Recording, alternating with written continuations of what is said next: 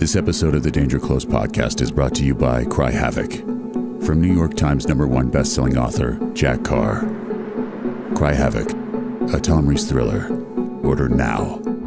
One of the stories I wanted to tell was the vulnerability of the American technology industry. Semiconductor is the heart of it. They're all designed with tools in the US, but the manufacturing is a scale business. 60-70% are coming out of Taiwan. We all know geopolitically how sensitive Taiwan is. And so I wanted to play with this idea that, well, what if the Chinese, rather than did an all-out invasion, did just enough to capture this plant? What would we do, right? You sort of hold the world hostage economically, but it very quickly becomes a naval problem, because as they do that, they start to blockade and keep the U.S. Navy from responding. And then I wanted to play around with the idea of being a student of, World War II and having grown up with these movies. What would happen then if there is such warfare in the skies and satellites and in data communications that all of our fancy weapon systems kind of get blinded and we turn to the tactics of old? So we end up with a duel of aircraft carriers on the Pacific.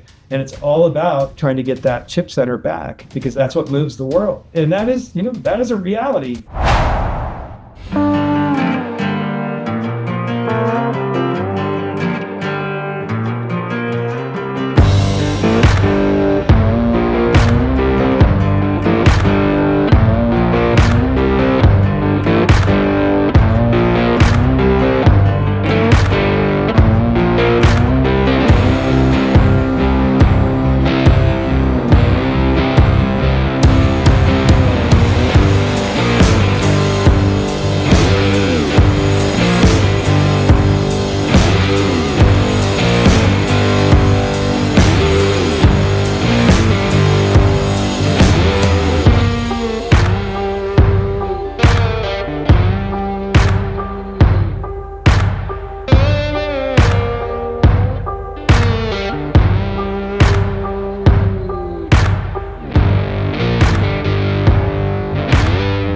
Mike Woodward, thank you so much for being here. This is awesome. I think I'll just start by saying former Naval Intelligence Officer, current author. We've got a little something working together that I can't wait to announce in the coming months. But I read The Handler, and I loved this book. It is so awesome. There's 2 in the series right now, Dead Drop and Handler. I hope there'll be more, but so well done.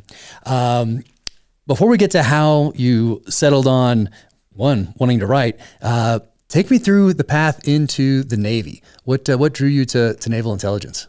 Yeah, well, growing up, I just liked history a lot. I think my dad liked war movies and things like that, and I became fascinated with the war in the Pacific and just sort of naval stuff. And then as a kid, I read things like Horatio Hornblower and Patrick O'Brien and Treasure Island. It was really taken with the romance of the sea, and we lived for a time in San Diego, and of course you're around the Navy quite a bit when you do that, and so for all those reasons, I think by the time I was a sophomore in high school, I just wanted to be a naval officer. At first I thought I wanted to be a pilot because Top Gun came out, and then ended up with a ROTC scholarship as a way to put myself through school, and got commissioned that way. At some point, I was actually injured, which is how I ended up in intelligence. I was in flight school and suffered an injury, unfortunately, but I was still able to stay and serve, and that turned out to be a wonderful thing. Oh wow, I didn't know so you're in flight school, and yeah. What was the injury? Do you mind me asking? Screwed my back up. A stupid thing, and it required. It was kind of genetic, but it ended up requiring surgery. And I remember at some point, I was for aviation, you go to this first thing called aviation indoctrination, AI, and you're down there in Pensacola. And I remember finishing AI, and I wasn't cleared to go back and finish and get my wings, but I was cleared to finish AI. And I remember this Marine colonel who ran the school, and I was like, hey man, can't we work something out here, And I seriously considered because this is 1991, so sort of pre-computer days, and or pre-digitization days, I should say. And so I had this file, and I seriously thought about just ripping medical stuff out of the file, You could have. And then I figured, then you're just a liar. And what could be worse than being a naval officer and being a liar? So I didn't do that. So my designator ended up being changed, and I went off to Intel school from there. Yeah, you could have gotten away with it back then because you had that physical folder you'd have to carry between Right. duty stations and that sort of a thing. And That was what was very on my easy to mind. just Yeah. just toss that right out there. Oh, it's so interesting. Were your parents readers? Did you grow up around books? Were you introduced to reading by your parents? My mom was quite the reader. She always had a book in her hand, and we like to go to the beach a lot. And to me, the beach equated to reading, and that was just how I always put myself to bed. I was often inspired not just by fiction, but also nonfiction. As a kid, there used to be biographies they would do that were sort of young adult level, and I was quite taken with those and got a lot of inspiration out of them. Yeah. What movies were you watching with your dad back then? Like Longest Day, and do you watch Victory at Sea? Of course, that was not a movie. Victory at Sea, yeah. Yeah. My dad used to fall asleep in his easy chair to that. Yeah. We used to watch, I remember Tora.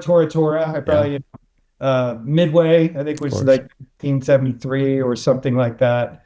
Guns of Navarone and Force 10 from Navarone. Nice. Like both of those. Pretty much, it was a steady diet of World War II growing up as a kid in the 70s. And by the way, I can remember, I think about this a lot, how 20 or 30 years feels like a really long time when you're young. But I look at it now and I go, the 90s, wait a minute, I remember what I was doing in the 90s. And if I put myself in the 70s, it makes more sense to me that a lot of my school teachers had served in World War II, et cetera. It's just not, it wasn't as far back as it's starting to feel now.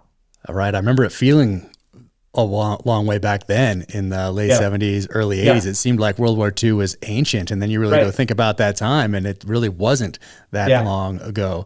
And some of those World War II veterans are still with us. My daughter was just out at Normandy for the D-Day commemoration events, cool. escorting World War II veterans back there with the Best Defense Foundation. And she has this amazing connection with those World War II veterans. And I think it's because they see someone of her generation so young. It's a little different than them talking to their children, even their grandchildren.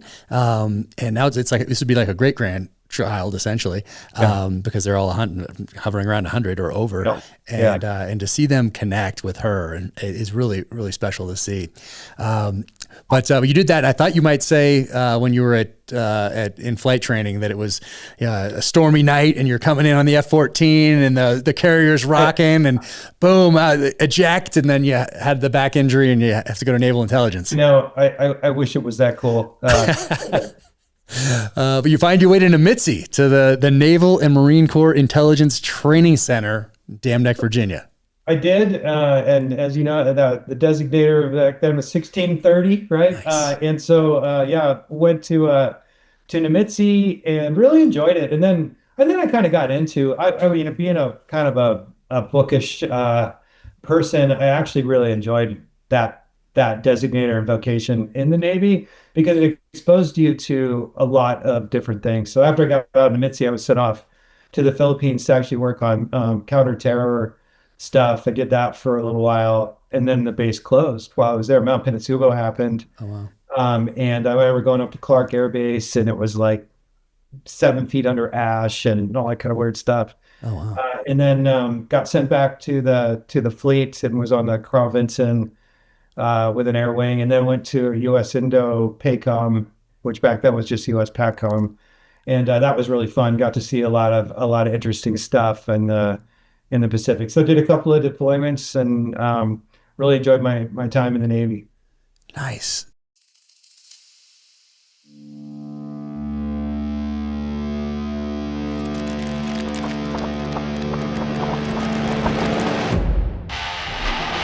Since 2003, Bravo Company Manufacturing, founded by a U.S. Marine veteran in Heartland, Wisconsin, has been crafting mission-ready weapon components for professionals who demand reliability. Trusted by U.S. Special Operations, law enforcement, and responsible citizens worldwide, BCM gear is engineered and tested to perform in the most unforgiving environments. Every BCM tool is built and tested as if your life depends on it. Go to Bravo Company USA for more information. Bravo Company, American-made, duty-built. Nice. What do you remember about Nimitz? So I came in enlisted because IS, intelligence specialist, was a source rating for buds. Now they have their own thing now, but back then you had to have a source rating, and Intel was the clear one for me. So I went to Naval Marine Corps Intelligence Training Center there, Dam Neck, Virginia, as well. They have the enlisted one, and then they have the officer one. I think we're on that lower deck, and you guys were on the second deck or something like that, and then maybe something along those lines. But I remember getting there, and I think I could have tested out of that school because of all the Tom Clancy that I had read, because it was pre 9/11. This is fall of '96. Yeah. And I remember the silhouettes of submarines and bombers and all of that sort of thing. And it was all of the different satellites and the different programs that I had read about in Clancy, and probably other books as well, I'm sure, but Clancy's the ones that stands out because of all the technical detail that he put in those books. And I feel like I could have tested out of that thing just because of all the reading that I had done in prep, just throughout my life, not really in preparation for it. It ended up being in preparation for it, but it was really just because I love reading and all that. But I think I could have. What did you guys do up there in the officer side of the house? Oh, nothing. No, there was a lot, it was, at that time, we were still very much a Cold War anti-Soviet Navy. And so there was a lot of memorization and understanding of Russian systems, Soviet systems. We barely talked about the Chinese. They were not really a factor. We talked about some of the other emerging threats like Iran, et cetera.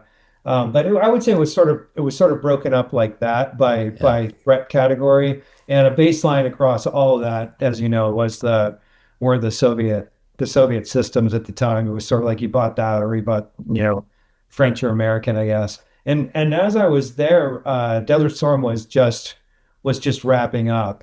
So we were getting a lot of really interesting facts and new information from Desert Storm, because we would have pilots come through as guest speakers. And I remember a crew came through that had flown the F-117 Nighthawk. And back then, the stealth fighter, I don't know if you remember, but it was like revealed, pretty much right before that war started. So that was all new stuff. And I felt like the rules were sort of being rewritten while I was there in terms of tactics, which I found very interesting. Yeah. Did you ever make models when you were a kid? I remember that the stealth fighter had like Revel or one of those companies back in the mid 80s. They had their vision of what a stealth fighter would look like, and it wasn't far off. Right. No. Yeah. No. I used to build models all the time. I missed the F-117, but I remember they had the Russian version that looked. Remember the movie Firefox with Clint? Oh yeah, of course. In the book. I love that movie, right? And the book. Yeah. Yeah. They had the. That's right. I read the book too. They had a model of that thing, and I was like, yeah, that's pretty cool. I remember the book because the movie came out. That's how I became aware of the book. I think I was in 4th grade at the time, and it's Clint Eastwood, and he's on that cover, and he's holding that helmet. I think it has the Star on it, and it's all black. And I remember, I have it upstairs actually with all the old. It's not. I mean, I have a collection of novelizations, but then I have another shelf of books that are adapted from that time frame as well. They're not novelizations, but they're adapted, so they're the movie tie-in covers. And so I remember it from back then, Clint Eastwood. Just from the other day, it's just upstairs. So I love collecting those things. It takes me back. I can see those are like my time machine, like those and films and television. Those are my time machine back to the 70s and to the 80s. Firefox was awesome. And the book was incredible. Yeah. And it's actually a really good Cold War espionage story in a way. It is. And I have a book behind me called The $1 Billion Spy. That was about a nonfiction book. That was about Oleg Gordievsky, I think his name was. He was the guy that gave all the information about the MiG-25 Foxbat and so on. And so just that kind of stuff I felt like is the basis of a lot of the good literature in the genre that you and I write in. So I have no problem being a student of the Cold War, because a lot of times it feels like we're headed right back into that mode in the real world. And it makes for some good setups in terms of stories. Yeah, I think people discount Firefox because of the technology available to film the flying Yeah. scenes. Yeah. But if that had been like on par with things today, and then you Right. had the espionage story at the outset for the first half at least of the film, but I think it was marketed as like an action film. But then when people got in the theater, it was like, why is this moving so slowly? It's like it's a Le Carre novel. Like, when is something going to happen? Yeah. And when's Clint Eastwood going to shoot somebody? And it's that old that espionage type of whether it's a book or a film, it just takes a little while to get moving. It cracks me up. Man, it cracks me up that we're talking about this, because probably 2 years ago I was like, I think I want to rewatch Firefox. And right, and how it works now, right? You start searching through like, what streaming service has it? None of them had it. And so I had to, like, I forget how I got it, but it was a bit of a chore. And so I ended up getting it. I think it was for sale for like $8 or something. I ended up getting it and watching it. And I thought, man, you know what? This is a spy novel more than because it starts with that trope of the special guy who's up in Alaska and he's damaged and come back for one more mission, right? It's one guy and he's the only guy, and there's the vital thing they have to get. I mean, it's got all the elements. So big fan of that whole story. Yeah, I know you could redo it today, but then it has to be a period piece. So you have to take some people don't really like doing that as much, tend to shy away from it, but you could make a really cool movie today with just how we can film the action parts versus how they could do it back then. So you have to watch it through the lens of 1983 or whenever that movie came out. You can't watch it through the lens of today and judge it through that lens. It's just you're not going to have an enjoyable viewing experience if you do that. It's kind of a miserable way to watch things anyway, or to go through life for that matter. What did you do when you wanted to leave the military? What did you know? Did you know what you were going to get into? Did you know you were going to go into tech, or what was your path? Yeah, like I said, I loved the Navy. I loved the way that in that designator we got to, I was on, got to do stuff on submarines. I got to be with Marines sometimes, et cetera.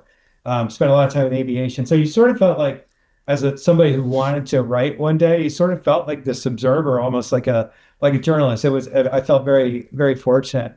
But it was the late 90s by then, and the Navy was a shrinking business, right? Like we were getting smaller. It had built up in the Reagan administration, now was coming down during the Clinton administration. It was sort of the Cold War, or what do they call it? The peace dividend, right? That peace dividend. That's right. I hadn't thought about that in a while. And so things were shrinking, and I just thought, there's so much opportunity in commerce, and it feels like there's this is a shrinking business. And I had spent so much time learning about cutting edge communications as an intelligence officer. We're beaming images around the world, we're beaming video around the world, we're dealing with satellite technology and data communications, et cetera. So I went and got my MBA at night while still with US PACOM, and went off into tech, into the data communications world,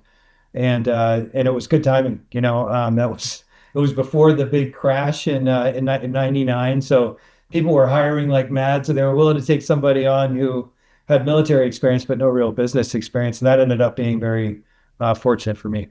Oh wow! And then how did you wind up at Amazon?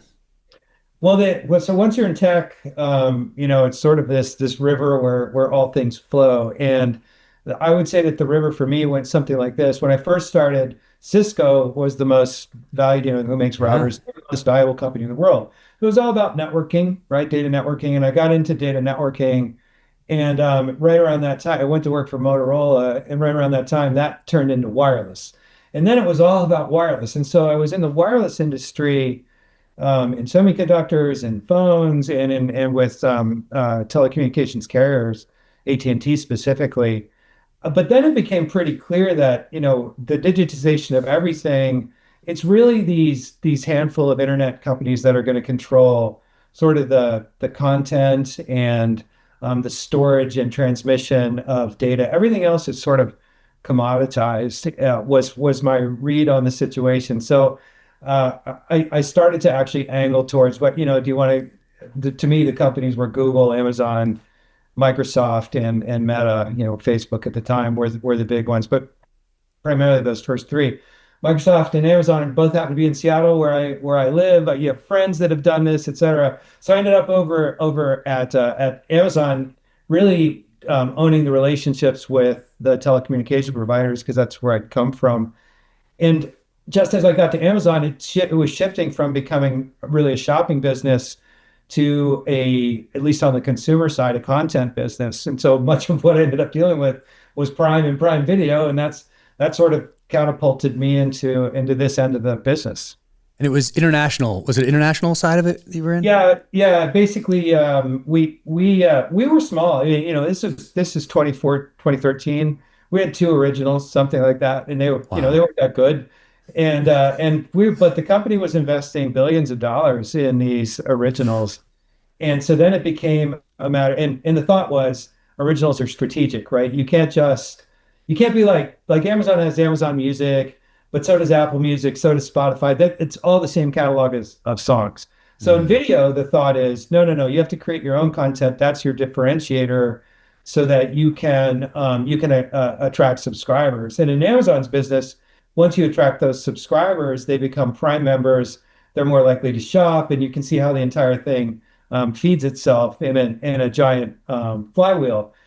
So my job was to really go out to the telecommunications carriers around the world and say, hey, here's something you should consider distributing, because they were all looking for content to make their businesses more interesting. And at the time, our competitor was Netflix, and Netflix was tying up deals with all these wireless and cable companies around the world, and I was right there in the mix with them. So we ended up doing business in, more than 40 countries. By the time I left, it was a great time to be there because it was all just sort of taking off. Wow. What lessons did you take from your Navy time that you applied to business, leadership wise? Or I think that I spent a lot of time in that. One of the things I really loved about being with PACOM was I liaised a lot with foreign militaries, and I kind of got used to getting comfortable with other colleagues and professionals who are from vastly different cultures and places, and being able to build relationships like that. And I really enjoy it. It's just fun, And so that was a big part of what I took from the Navy. Also, that technology sort of translates across borders. Content translates across borders. We're not so different, even though we're far away, and technology keeps making that world a lot smaller. And so I felt that when I was dealing with allied militaries, and I felt the same thing in dealing with these giant telecommunications companies, which are normally like the monopoly carrier within Indonesia or wherever, right, with hundreds of millions of customers. Like they're a big deal, but I was sort of used to talking to people like that. Yeah. And this whole time, did you know that you were going to write someday, or were you working on The Handler or another project, or what was your writing path? I'd love to ask you that question too. But for me, I probably tried to write my first novel at age 12. Nice. And then in the Navy, and the Navy gave that a go, and I would never make it past like page 40 before going, this is terrible. And then while I was at Amazon, I spent so much time on planes and traveling that I started to do it just for fun, just kind of goofing off. That was when I really returned to it, because you get a little older, you get a little wiser, and you start feeling like, hey, I think I could approach this differently than I had before. And a big turning point for me, by the way, was by working for Prime Video. All of a sudden I'm dealing with creators and helping market creators and meeting creators. And I started to look at storytelling as, more of a product, right? More of a business. And then as soon as I started thinking about it as a product, you're like, okay, well, what would I do with any other product? I've been in business for decades at this point. I would analyze what's successful, what customers want. I'd start thinking about it in that way, as opposed to, I'm going to be Ernest Hemingway and write this sentence in such a way it blows people out, right? You really start thinking about the story as a package or a product. And that was something that was very formative for me.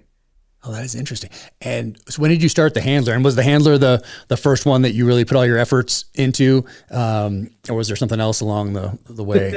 Right before the Handler, I did attempt historical fiction, just because I like history. But I don't think there, and I did have, so I did have a little traction of that with agents and stuff, but there's not much of a market for it. So again, back to that product issue, you kind of go, all right, well, what's a genre I could do where there's actually a market? And so I picked this genre, and given my background and just sort of love of it, I started working on the Handler, but thinking more about it as a product for the first time. So I had the benefit of that, and that was new, like aiming for a specific word target and thinking about the construction of the story and how things need to resolve, and getting better at doing an outline, and sort of just analyzing the space.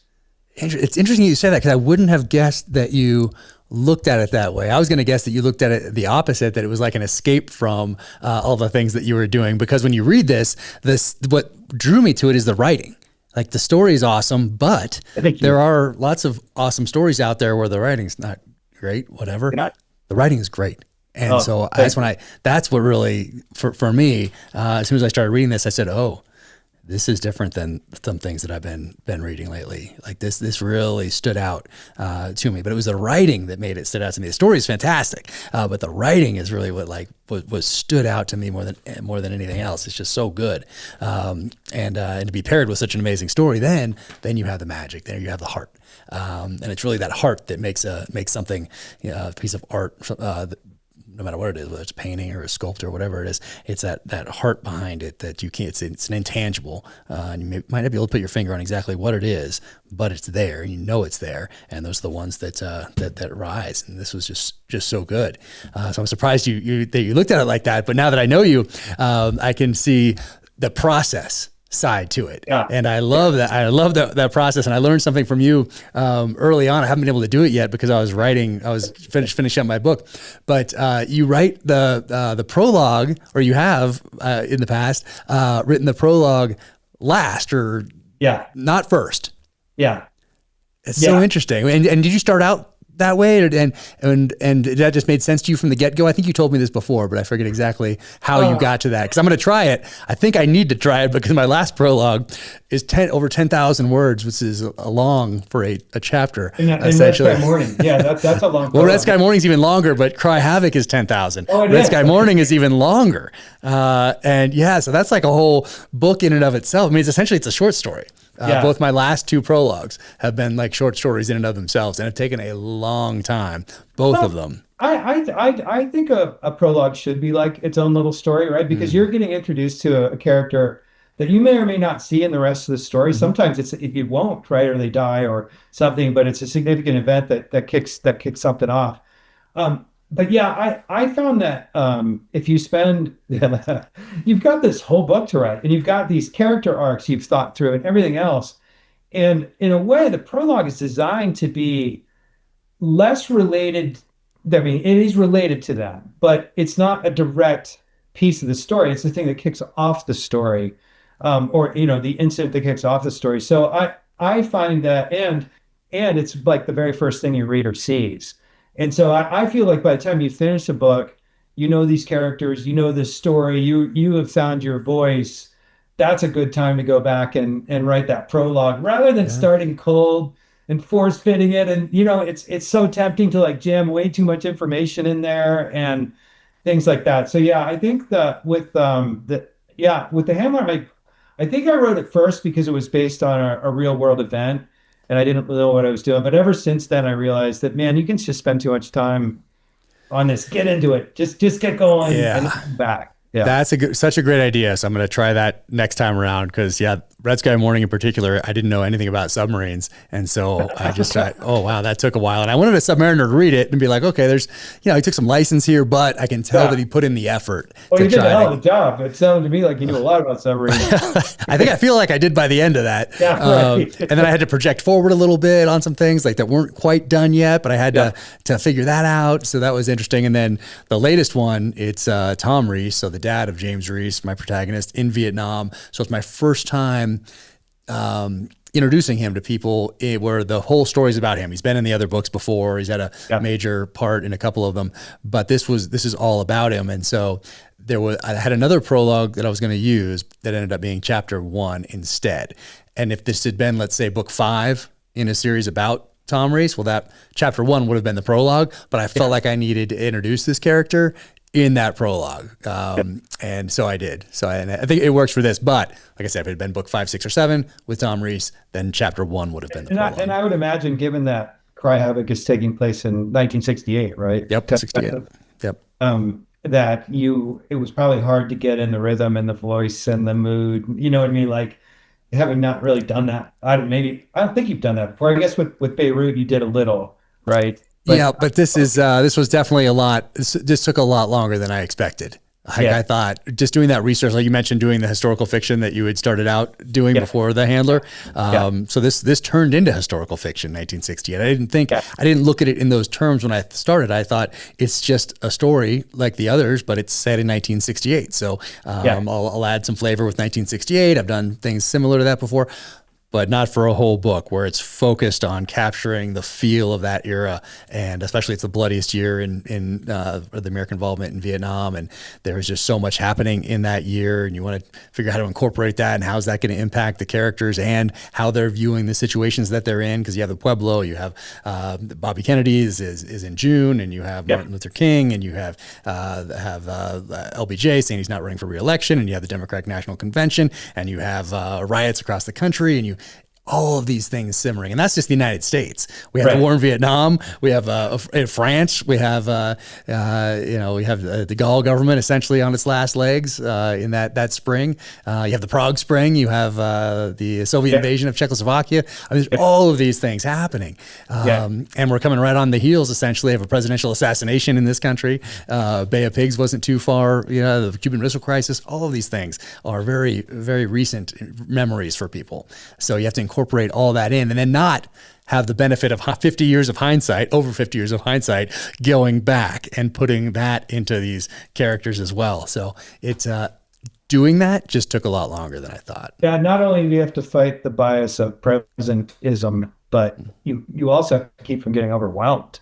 What do you include and not include, and how much detail, et cetera, which must have been a challenge. Yeah. I'm like, well, if it's March or April, it would be probably someone would mention that the president's not running, that sort of a thing, they can't ignore these huge events.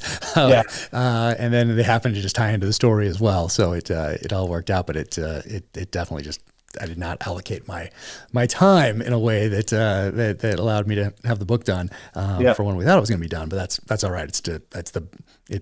I'm very happy with how it came out. It could not be. I can't wait to read it. I think it's going to be great. Well, you'll be getting an early copy. And yours, I see right behind you, Red Tide. And I think I had the PDF or a printed version. And so, can you grab that? This is the... is that the galley? Yeah, the advanced... Let's see, did I do that right? The advanced reader copy. Yep, nice. I just got these about 2 weeks ago. And you know how excited that can be when you get an arc for something that is totally new. So this book is near and dear to my heart. It's a standalone novel that's about, as the title says, a novel of the next Pacific War. So it's really kind of focused on what a lot of people call the Davidson window these days after the Admiral Davidson talks about China's invasion of Taiwan and how there's this window in time between 2021 and 2027 where that makes the most sense. And I really wanted to explore that in detail based on both my tech career and my career as a novelist. So quite enjoyed it.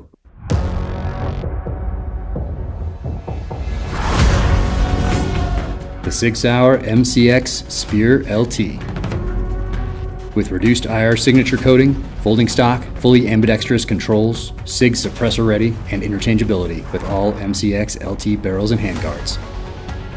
Pairs perfectly with a Tango 6T optic, selected by US SOCOM in 2017 as the squad variable powered scope. This setup is ready to go. The 6 Hour MCX Spear LT. 6 Hour.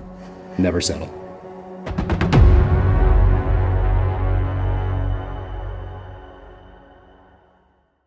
And why did you decide to do that at this point? Because you have the handler and then dead drop right after, so it would seem like there would be a third one kind of in the series. But you pivot and you do some Tom Clancy. So I have the other one because I love right here. So this is line of demarcation right there. So I have that, and I have the other one. We're moving back into the house, like I told you. So things are a disaster in there. There's books everywhere. It's chaos. But I do. Your video looks good. I mean, thank you. Yeah. The oasis of calm. You only see this. There's a reason why you only see this one camera angle, because around me it might not be as organized. But I do. I mean, I do love the cover for your first Clancy that you did. Yeah, that was Shadow State. Yeah, that's a really cool cover right there. Yeah, and this book I wanted to do Vietnam, and so for me, Shadow State. Well, back to your question, you're like, well, why not go back to the handler? Effectively, I will. I'm about half done with another one, but effectively, my editor is the same guy that does Clancy that also did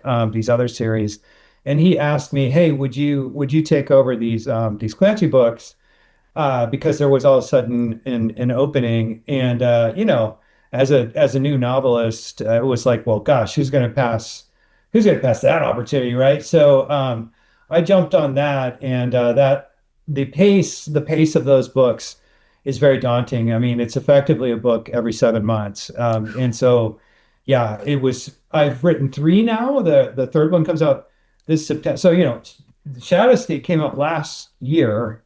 Line of Demarcation just came out in May. Yep. And then I have Terminal Velocity will come out in September. And so, May to September, two books coming out, you're like, damn. And so it's been a breathless pace. That's why there hasn't been another handler. And I had Red Tide going the entire time in the background because I was just super passionate about it. It was the book I wanted to write. I pitched it to my agent as I said I want to write a book that is Red Storm Rising meets Winds of War. In other words, take the Clancy-esque Red Storm Rising and true to life military stuff, which I knew I could do because of my naval background, but bring in the characterizations and emotion and art of a family the way Herman Wouk did to me so effectively. In Winds of War and War and Remembrance, 2 of my favorite books.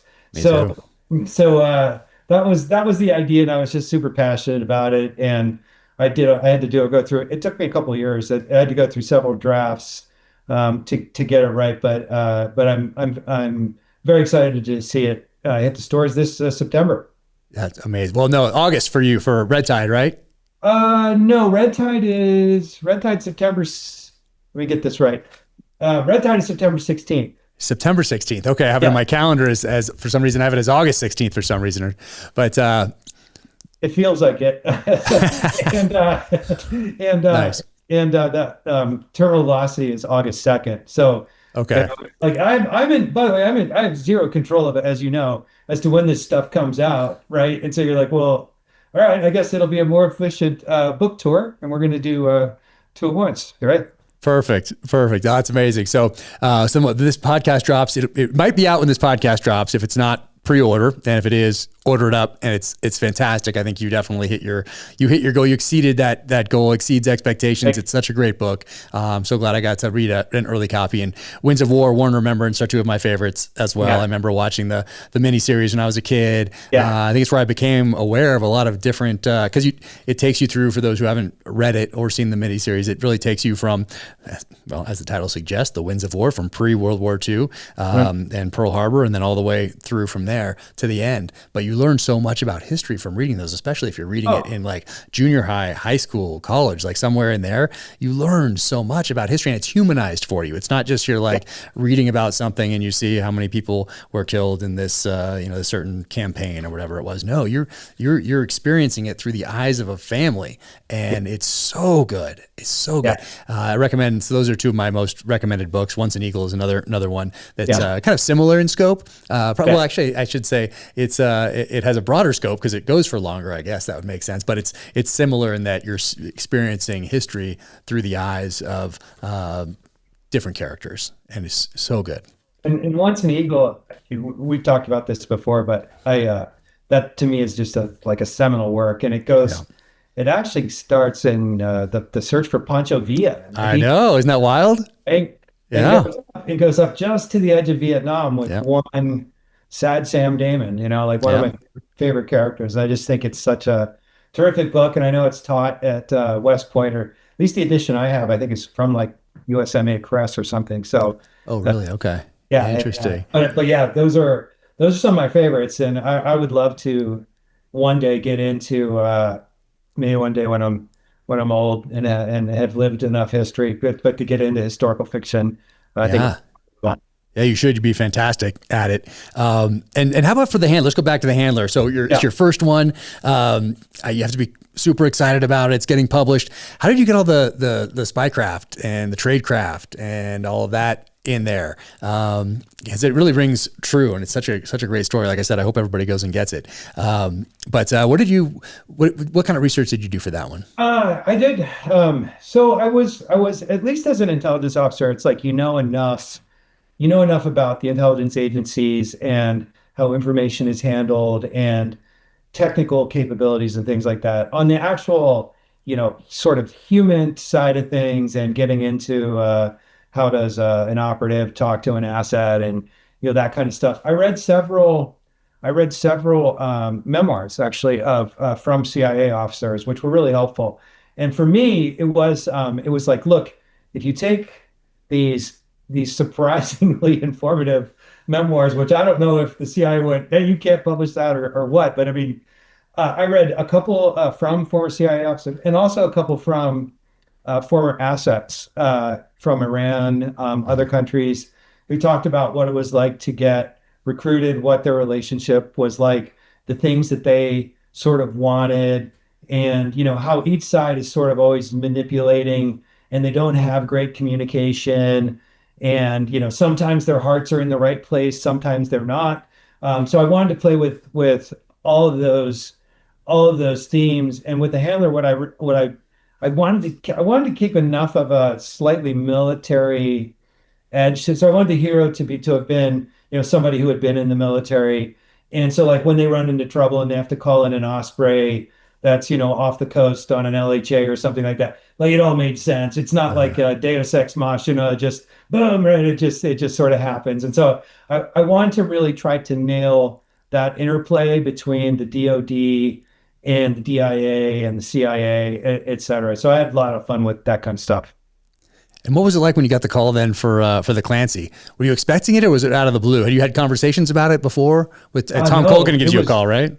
It was totally out of the blue. I was working on the third handler, and Tom, my agent, called. Actually, it was kind of funny because he goes, look, my agent at the time, who unfortunately passed away, his name was Scott.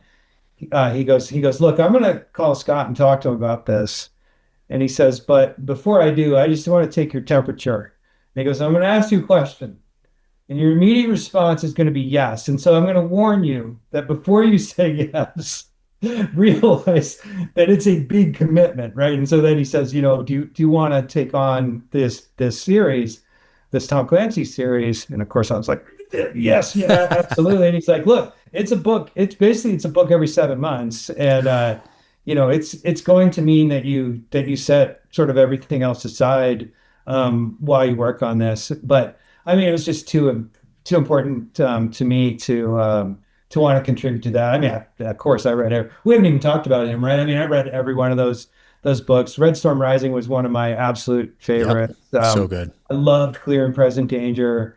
Of course, I loved Hunt for Red October, et cetera, et cetera, et cetera. So I was super thrilled to contribute to that. It's also very, and then I got real nervous. Like you get a little like, oh boy, what if can I do that? You've kind of climbed out on that limb. But one piece of advice he gave me that I'll share was he said, I want you to do this because he said, don't try to imitate anybody else. Don't try to imitate Tom himself or the other writers that have done this, because you won't succeed at that. And I'm choosing you because I like the way you write.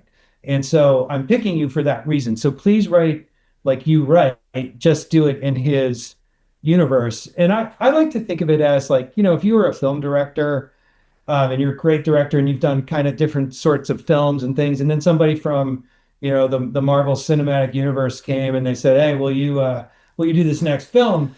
Yeah, you're going to say, yeah. And they know that you're going to handle it a little bit differently than their last two directors, whatever. But they might think, hey, the audience is ready for a slight shift.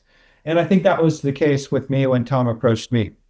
That's amazing. And do you sign on for 3? Is that right? More than that, but I've completed 3. Yeah. Oh, wow. Okay. Yeah. They got you for more than that right out front. Well, it was, you know how it is, right? It's a couple at a time, and then things happen in the background. And Got it. Amazing. And how did your process change over this time? So now you've been at it for a little bit. So now you've got, you have a series, you have an existing series, and you have a standalone now. And so now that's as far as background goes, writing, that's pretty good. And that's different, 3 different types of things, projects. How's the process changed over that time? Or does it just, have you refined it or have you made changes? Yeah, I think I've refined it. I do a lot more outlining up front now. I do a lot of work around character grids and their backgrounds so that you're not making up stuff on the fly that you think sounds great when you're writing it, but 2 days later you're like, was I drunk? Like, what is this? This is terrible, And so trying to get that stuff right, and then breaking once I get all those characters set up, breaking that outline down into probably a 2-page narrative. Like, okay, here's what this book is about, and then going into each of those characters and thinking through what each arc is going to be, et cetera. And then trying to get an outline that's a little more detailed. And then once you have that, I feel like you have a template. And I'll be honest, I mean, the story always changes even though you have an outline. Oh yeah. It comes to life, right? And pretty soon I feel like the characters are pushing your pen, not the other way around. Yeah. And that's what happens. But I think without that prep up front in terms of process, it would feel very despairing. Like, how am I going to get from here to here? Or have I gone into a blind alley? Or are these last 3 chapters a waste of time? That's the worst feeling in the world. So having an overall roadmap, I think, is pivotal to the process. Yeah, I love that too. I can have that roadmap. I know where I'm going. I know some high points along the way. I have a few things worked out, a few things I haven't, and that's okay because there's a year to figure it out. Or in the case of the Clancy book, 6 months maybe. But in my case, about a year to figure it all out. And I know I will figure it out during that time frame. So I don't let the outline hold me up. But I find that's very useful to know the destination at the very least when you sit down to type. Now for Red Tide in particular. What are some of the things you learned during your research that either surprised you or maybe frightened you for the future, maybe, or some vulnerabilities you weren't aware of before, or what stood out to you as far as the story? I'm gonna gratuitously hold the book up. Yeah, no, absolutely. Just a little visual cue there. Yeah. I wish I had it here. One of the things one of the stories I wanted to tell was the vulnerability of the American technology industry, having spent so much time in technology. And I worked, keep in mind, I was a senior executive for a smartphone company that was Taiwanese, HTC, if anybody remembers HTC. And so I spent quite a bit of time in Taiwan, and in the smartphone industry and really the rest of tech. These are all devices that are built around semiconductors. Like the semiconductor is the heart of it. Everything else is just sort of there to support that brain. And in business, because producing semiconductors is a scale business, I think people don't necessarily understand that all the great Silicon Valley firms, the names that we know, with the exception of Intel, but all the other firms, Apple will come out and they say, "Hey, this is the new M1 chip," right? Or you'll hear about NVIDIA or whoever and whatever great new chip they are. They're all designed with tools in the U.S. and the intellectual property is all in the U.S. and from Silicon Valley, and the brain power is there in the U.S.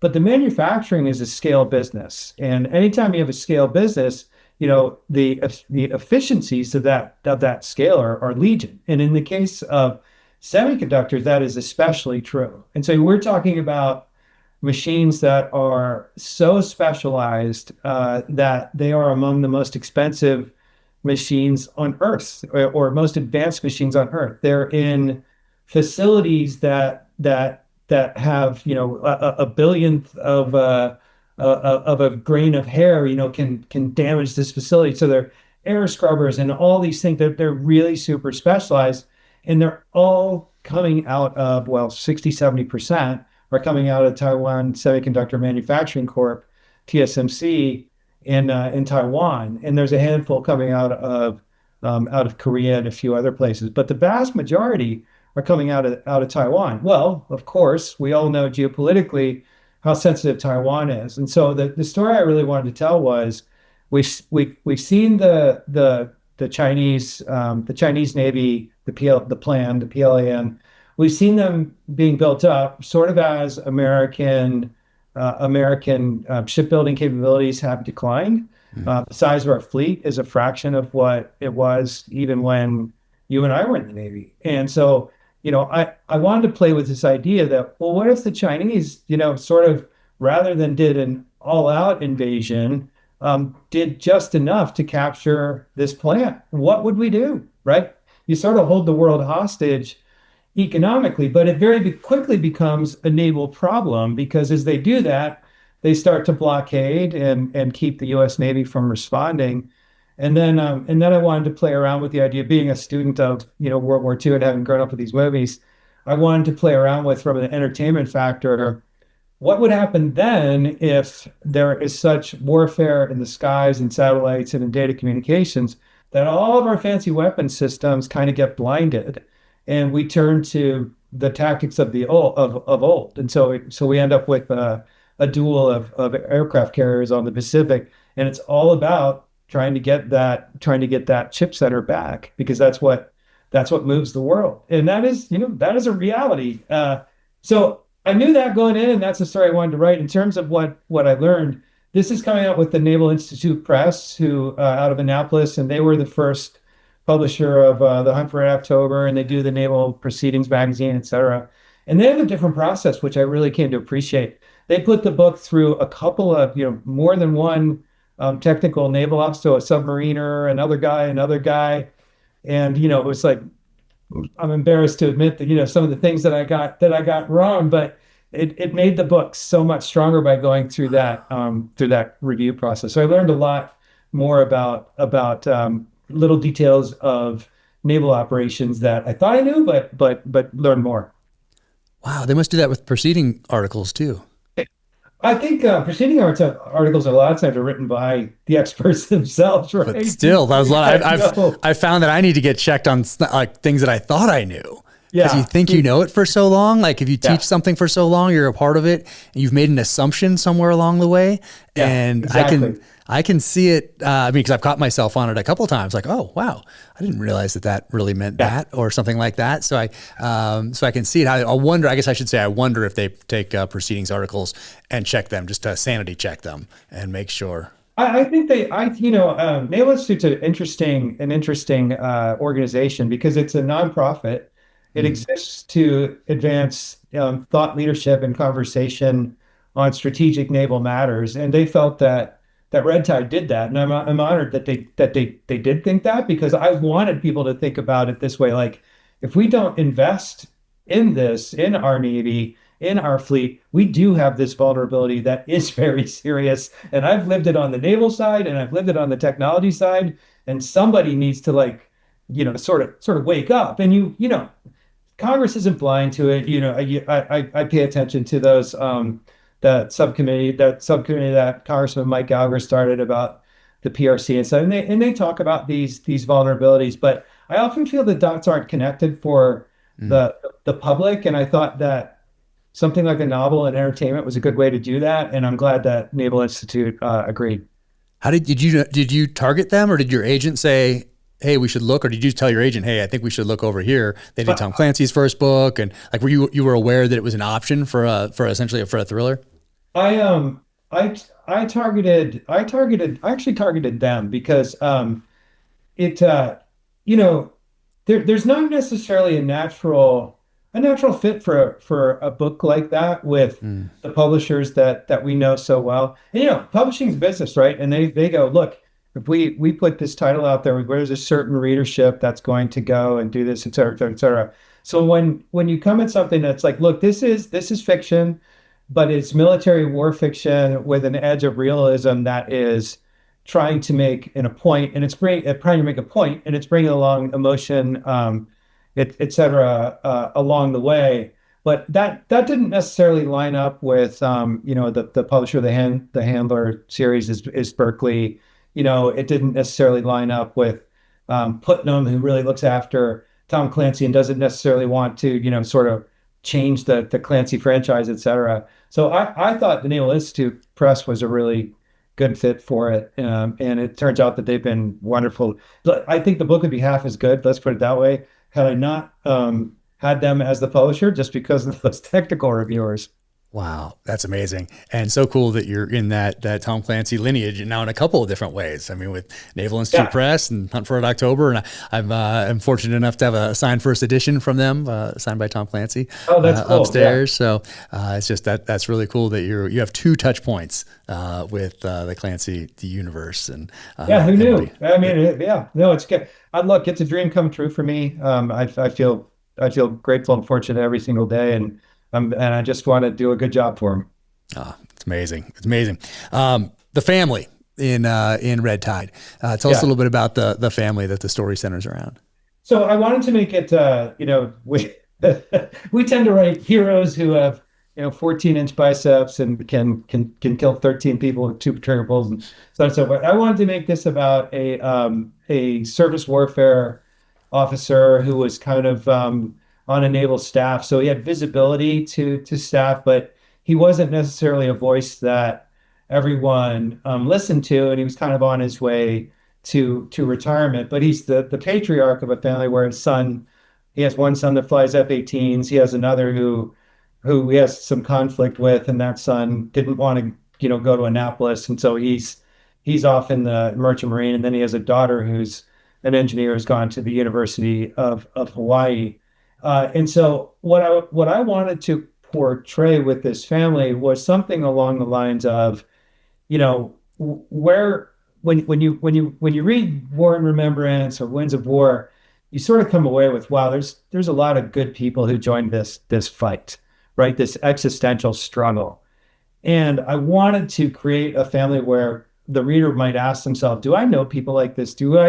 Where are we going to get, if there is another existential struggle, where are we going to find good Americans like this? And will they rally to the cause? And what I wanted to show was that Will Cole, the patriarch, he is one of those guys. He's already going to rally to the cause. But I like the idea, and so is one of his sons, but I like the idea of the other two children not being so close to the military, but understanding what was at stake and then rallying to the cause. And I see a lot. I saw a lot of that when I was a lot of families like that when I was in the Navy.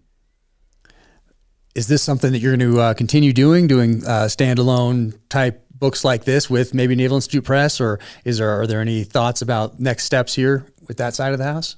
Yeah, they asked. I am working on another one that is a little bit more of the singular hero, but takes on somewhat similar naval themes. I would probably I don't know if I'll return to military fiction anytime soon, just because it's a lot to think, like, oh, okay, are we going to blow up the world again? And I wanted this to be a very realistic, like, hey, this is a no kidding scenario, it's not pure fiction. I can see myself maybe doing it again in 2 or 3 years. But for now, I have kind of a lot on my plate. So probably not till then. That's fantastic. And one of those things on your plate, we'll just tease it because I'm not exactly sure when we're going to announce. We have a little project together, and we'll talk more about that when we actually announce it. But for now, yeah, we just have a little project that I'm super excited about, and it's so cool. I could not be more excited about it, and yeah, thank you for everything, and I love learning from you, learning about that part of the process. We're doing the prologue a little later. I'm going to give it a shot next time, and I'm actually starting that next book now. So I have to hold myself to it. I gotta say, okay, don't do the prologue right now. Just wait and see how that works out. So you're too kind and modest. I have to write twice as many books as you to sell about as many. So, sorry, I don't think you've got a whole lot going wrong over there. Well, I appreciate that. But yeah, Red Tide, it'll either be out or available for pre-order when people listen to this. And man, I'm so excited to be working with you on our project, and so excited for what you have coming out, all the stuff, all the Tom Clancy stuff, your own series here with The Handler and Dead Drop, and then Red Tide, of course. So, and I hope everybody adds all of them to their library, but especially Red Tide, because that's the one that we're focused on right now. So be sure and do that, and then go back and get everything else. Yeah, thank you, Jack. It is an honor, and I've been really enjoying working on our project, and look forward to like you sharing more of that. Yeah, me too. It's gonna be really good. Got a little video teed up on it, and it's looking great. So plus you're an Amazon alum now, right? I am. We're both. Yeah. So we have some touch points here. So yeah, there's a bunch of connections, which is fantastic. And yeah, we have the Dark Wolf that comes out on August 27th, and response has been crazy. We just got off a call with Amazon. They can see all the data, of course, and everything, and they could not be more excited. And it's tested through the roof with test audiences. So they're really going all in on this one. So. Yeah, hopefully we'll get a second season. Of course, they'll wait for the data to come in like about a month after it comes out. They get all that data, and a couple of weeks after, 2 weeks, and then they'll look at it again 3 and 4, and probably make some decisions. But it's looking so good. I could not be more excited with how this thing came out. And you're in the middle of filming. True Believer, yeah, second book. So that's filming right now. Just got back from set 2 days ago, and it's. Just the visuals we've captured this time, from capturing Africa to the other places that we're going here, they are just stunning. I mean, I'm so glad that we made the decision to go and not just call Texas Africa, put some music back there, show a zebra or something, and then just go into it. It's like, no, being there and capturing those landscapes and everybody that you have working on the films over there, it's really given it a heart, I think, that would be hard to come by if you were trying to just make Texas Africa. How long so you traveled to Africa while they were sitting there? Yeah. And how long were you on the continent? Gosh, everything's kind of blended because I was writing Cry Havoc at the same time, so everything's turned into one long day over the last year. But we're there over a month total, and that's not counting the people that get there ahead of time and scout the locations, which is and do all that stuff, set everything up. So that's another month. So we were a couple months total, but I think a full month and a half with actual filming, I think. Wow, pretty long. Yeah, and it was great. Oh man, I can't wait to go back. And everybody that was there said, now we understand your fascination with Land Cruisers, because they didn't get it exactly before. They kind of get that I drive them, and that they're in all the books and everything like that. But then going out there and going into the bush and then looking around and saying, oh, that's a Land Cruiser, Land Cruiser, Land Cruiser, Land Cruiser. And they have that modified, or they have that pickup, right, that you don't see in the U.S. Yeah. And it has two diesel tanks, and then they have that. I did a safari in Kenya, and it was like converted with the seats in the back, and amazing truck and a massive range. Yep, and they can't get them over here because they'd last forever, and also they don't have I don't think they have the airbags and the computers for the backup cameras and all the stuff that you need to have now legally to have a car in the United States. But they're so awesome. But everybody was saying how much more they understood my fascination with Land Cruisers. Yeah. When I was in the Navy in the Philippines at QB Point, there was this Land Cruiser that I thought about buying. Is it the FJ? Is it the not? I know there's the FJ Cruiser now, but it's the little blue. Yeah, FJ40, the one that looks like a Jeep. Yeah, it was really cool. It was baby blue. It was right-hand drive, so that was going to be an issue. But honestly, I think it had come from Japan, and I couldn't fit in the driver's seat. I'm like, man, I can't. Like the seat wouldn't go back. Oh no, yeah. I thought it was so cool though. Interesting that it wouldn't have to go back because I have an FJ40 out there, but the seat does go back enough for me to get in it. But some of the other ones we had a speaking of having, we were talking earlier about a Land Rover on a base, and before we started the podcast, and we had one in Ramadi, and I remember it was my first time. I think I saw one when I was a kid. I think I saw one in Greece. I hadn't really registered, like I see them in ads for the Camel cigarettes or whatever, but for some reason, when I was a kid, like for some reason, the International Scouts registered because I saw those. Yeah. Like those were around, like Broncos were around, the old school Broncos, like that sort of thing. But I just didn't, for some reason, I didn't see too many like defenders for essentially, or a Rover, a series Land Rover. And I saw one in Greece, I think, and I was just like, oh wow, this is amazing. I'd love to have one of these one day. Of course, just dreaming.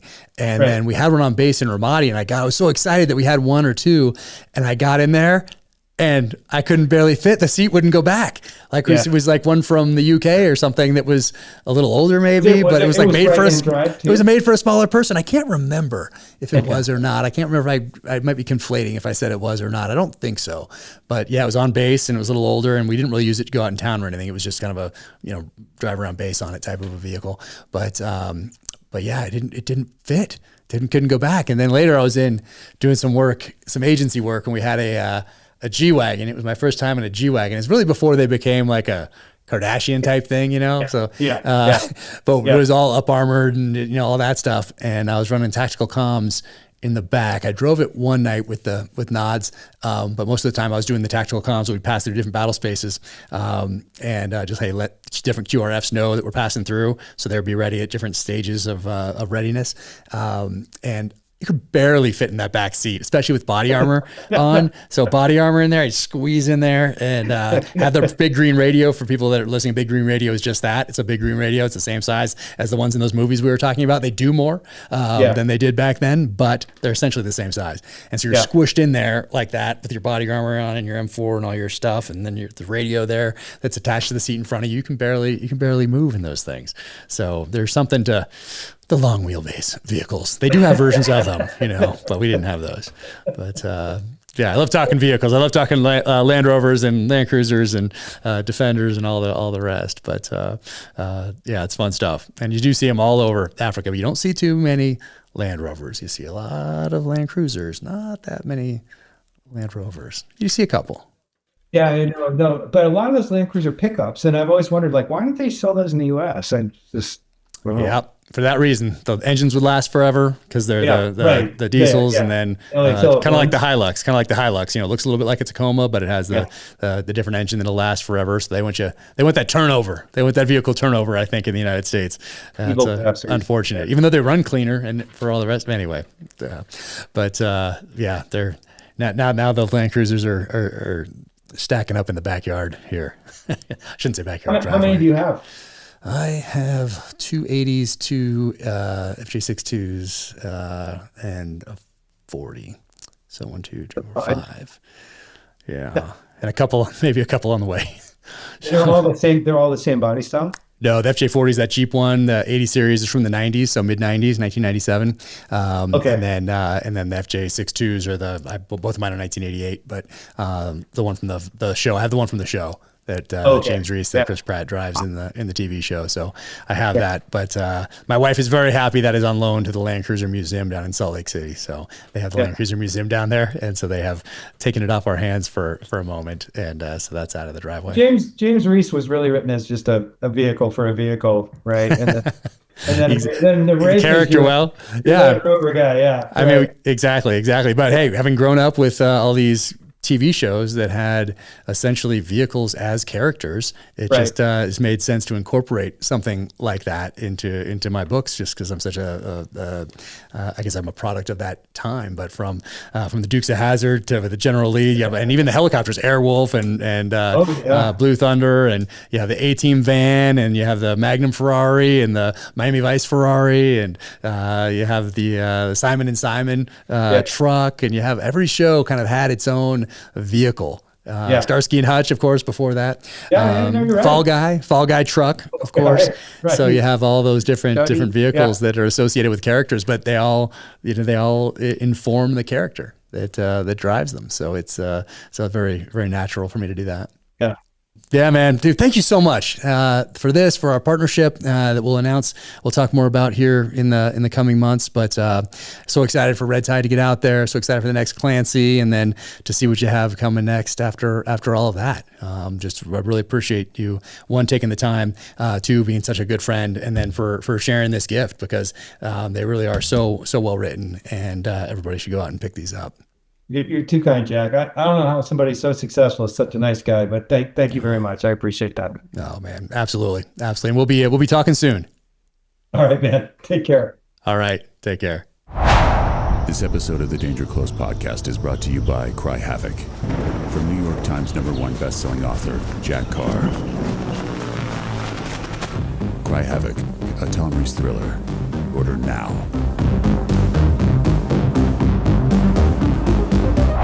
Watch a Cry Havoc teaser here, or watch another episode of the podcast.